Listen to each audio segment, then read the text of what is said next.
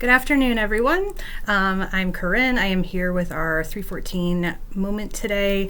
I am currently getting ready to head to St. Louis, Missouri for the rest of the week for our annual Youth Director Conference. And I'm really excited about that. It's one of my favorite events of the year. I always come back feeling really connected to the work that we are doing and get a lot of great ideas for things that we can incorporate into our ministry here. But before I go, I wanted to touch base with you. I have been planning for Sunday school since I won't be here this weekend, and our gospel lesson this week is one of my favorites, and it's from the Sermon on the Mount, and we commonly refer to it as the Beatitudes.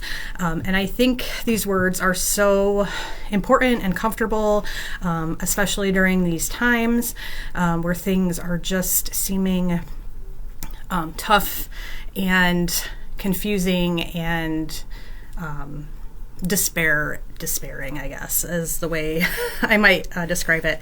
So I wanted to read to you another story from one of my favorite children's Bibles, which is the Book of Belonging. This actually covers the chapters Matthew 4 through 7. The Sermon on the Mount is mostly in chapter 5, but we're going to read it because it's good stuff. So, Jesus became quite famous, not in the worldwide way you might think of it, but in the way of small towns and irrepressible goodness. The way the best bakery in the valley becomes famous. The way the most beautiful sunrise in the foothills becomes famous. People could not help but bubble over with the good news of what Jesus was doing. At the wells, in the marketplace, through the vineyards, and under the stars, stories and whispers flew. Have you heard about this new teacher? He says God's kingdom is here. He cures illnesses and performs miracles. And people began to flock to Jesus like birds riding a warm wind. They brought him their sick friends to be healed. They waited to hear his teaching. They repented, returning to God and believing in their true names. Crowds covered the hillsides around where he stayed, made up of all kinds of different people. The sick, the scandalous, the poor, the pagan, and the pious. People who would never, ever be seen together found themselves drawn to the same place for the same reason: Jesus. On one particular day, the disciples were looking at the crowd, and Jesus was looking at the disciples. He saw their eyes jumping from person to person, naming them in their minds: nobodies, mess-ups, heathens, failures, rule breakers, outsiders. Jesus sighed. We all know that it's hard to remember or believe who God says you are when other people are always calling you something different. This is why words and names are so important. Some of the stickiest names are the ones that convince us that we don't belong with God. Names that really just mean outsider.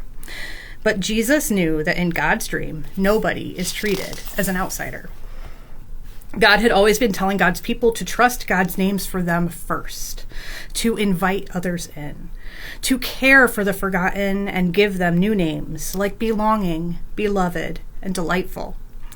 God made people to be like little mirrors, to reflect what God is like and to act like God in the world. And now Jesus would remind them about the lives for which they were made. God's kingdom was spilling in, but it was going to look so much different than even Jesus' closest friends expected. So Jesus smiled and spoke gently to these friends, showing them how things were going to be. See these people? Their spirits are begging, he said, gesturing to the ragtag crowd. And God is for them. God is for the sad, the gentle, and the searching. They see God's kingdom in new ways. Jesus' friends looked out across the hills, dotted with people eager for a taste of heaven on earth. People they were warned about. People they avoided. People they pitied. Was Jesus really saying that there was goodness there? That God's blessing was on those people? Jesus went on, God is for the merciful, the honest, the peacemakers. Yes, they are here in this crowd too.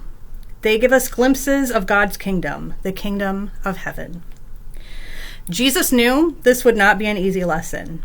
Habits are hard to break, and God's people had many ideas about belonging, about who was in and who was out. Jesus' new way of thinking would divide people and create arguments. God is for you when others insult you and reject you for acting like me. But you're supposed to light up the world, Jesus reminded them. The way you act should show others God's love for them. The disciples listened closely as Jesus continued to paint a beautiful and startling picture of what God's dream for God's people looked like. Some of it was familiar, and some of it was brand new. Remember the mountains of God when Moses told you how to love God and one another well? Watch me.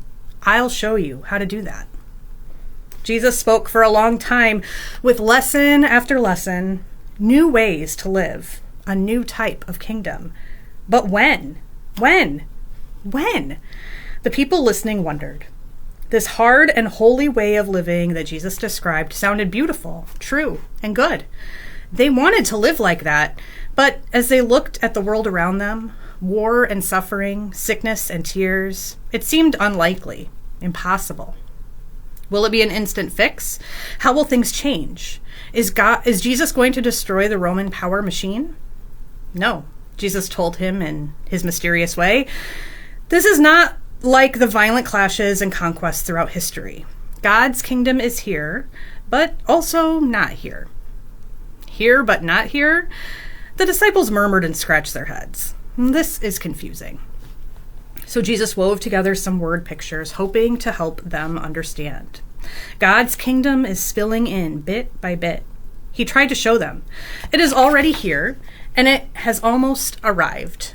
A kingdom of already and almost. It's like a tiny mustard seed that is planted and will grow to cover the hillsides.